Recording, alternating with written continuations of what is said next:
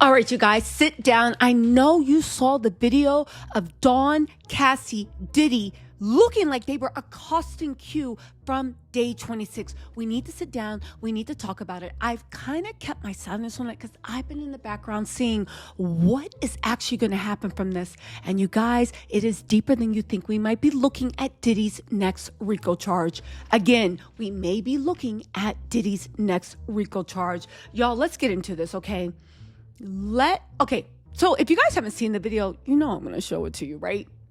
But hold on, let me tease you, please you a little bit. All right? Okay. So there's a video where actually, let's get into the video. I'm going to show you the video and then we're going to talk about this because let me say this carefully because this is no longer gossip. What we are watching unfold right now is not just people falling out, people being accused of clout chasing or internet mess.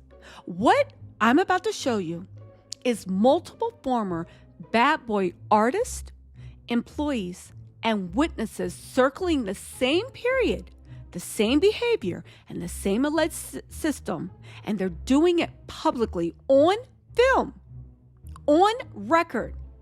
And if these rumors prove to be true, they will be doing it under oath. Let's get into this. Hey, yo, we about to go downstairs and get Q. Everybody come on.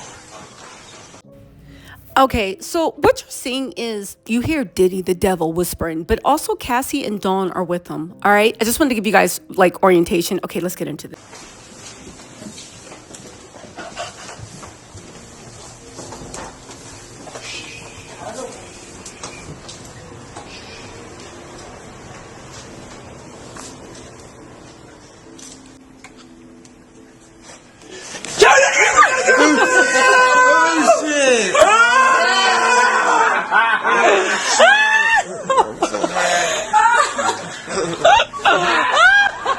Now, I know you saw Diddy's hand right there. He think he's slick. Let's slow it down. Look at this.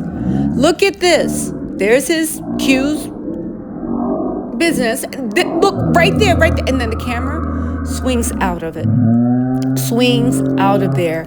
Keep in mind right now, Q is high out of his mind. He says that he was given a pill by Dawn that he did not want, but Dawn knew that she didn't take it. You was pissed at first. How you gonna leave the party, nigga? How you leaving the party? This nigga going to party. I was like... Keep in mind, you heard Dawn say you still high, and his shirt is sweated out because it was horse tranquilizers. Q said he knew he was taking X, but Diddy gave him horse tranquilizers. Yo, you still Are you okay? Yeah, I'm good. Yo, your face. All right, the video is horrible, but you guys need to actually realize just how horrible it is and how scared this has Diddy. See, Sean Diddy Combs is already facing federal scrutiny. That part is not speculative. What is being debated is how wide that scrutiny goes and whether the reality TV era at MTV quietly documented things that victims were too scared to articulate at that time. And here's the part I think a lot of people are missing. Making the Band was filmed every single day. Not reenactments, not dramatizations, actual footage. Which brings us to day 26, Danity, Kane, Dawn Richard, Chef Jordan, Cassie, and why the tension right now feels so different. This could be the straw that literally breaks the camel's back. But before we do that, we have to address why people are actually mad at Dawn Richard, or at least why we think they are. Let's be very clear about why Dawn is such a lightning rod right now. Because this isn't random hate, and it's not just misogyny either. From the perspective of many of her former bandmates, Dawn Richard didn't just survive the system, she aligned with it. During the Making the Band era, Danity, Kane, and Day 26 weren't just competing for music careers. They were being broken down psychologically. We all watched it on TV, the humiliation, that control, the punishment, the fear. People were kicked out, made to kneel, screamed at, discarded like trash. Careers were destroyed on camera. And when Diddy allegedly turned that cruelty into something darker, allegations, of the drugging, the coercion, the sexual abuse, many of those same artists felt abandoned. Because while they were spiraling, Dawn stayed close to Diddy. You remember Last Dirty Money and Last Train to Paris? From their point of view, Dawn didn't leave with them. She didn't publicly defend them. She continued working with Diddy, and she appeared to benefit from proximity to Diddy's power.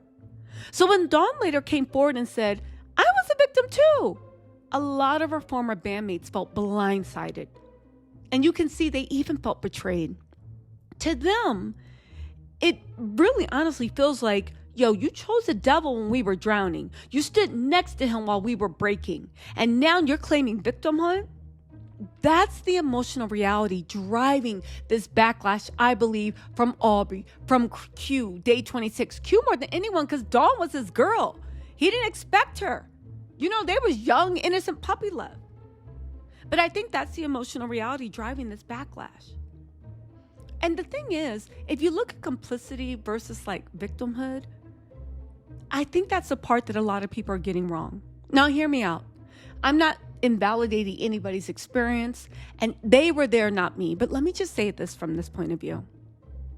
Here's where the conversation keeps collapsing, and where Chef Jordan's point that she made actually mattered. If you don't know Chef Jordan, she is Diddy's private chef, and she said she witnessed a lot of it. And the feds were going to get her to testify, but they decided not to. And she's been the main one ringing the alarm about what a monster Diddy is. She believes Dawn. And when she put she believed Dawn, that's when Q posted that video talking about, Dawn's a liar. And if you're saying this, you're a liar too. You get what I'm saying? But let's get to Chef Jordan's point. I believe that actually matters. Complicity and victimhood are not mutually exclusive. Someone can be abused by a powerful figure and still harm others while trying to survive, and still make morally compromised choices, and still be a victim of the same system. This doesn't absolve Dawn of anything she may have done, but it also doesn't erase what may have been done to her. Okay? Abuse hierarchies work exactly like this. The person closer to power is given scraps. They're rewarded for loyalty. They're punished for defiance, and they're often used to control others, or to give horse tranquilizers to your boyfriend. So yes, from Q's point of view, day 26, maybe all of Danity Kane, Dawn and her actions may feel really complicit. Yes, if someone says, my girlfriend gave me a red pill, that's a deep, personal betrayal. That pain is real, but it does not negate the larger structure of abuse. I believe all these allegations, and legal experts believe that all these allegations that Q, Day 26, Danity Kane, everybody's making, the drugging allegations, listen, and it's bigger than Dawn. So when Q released footage, right, and testified in the Instagram comments, suggesting that they were drugged, humiliated, and psychologically terrorized, people focused on Dawn. But here's the uncomfortable truth. Dawn is not the center of this story. Sean Combs is. The pattern being described is consistent. Control through fear, degradation as discipline, drugging or intoxication as leverage, employees and insiders facilitating access, and the artists isolated, confused, dependent. And this wasn't one group. It wasn't 1 year.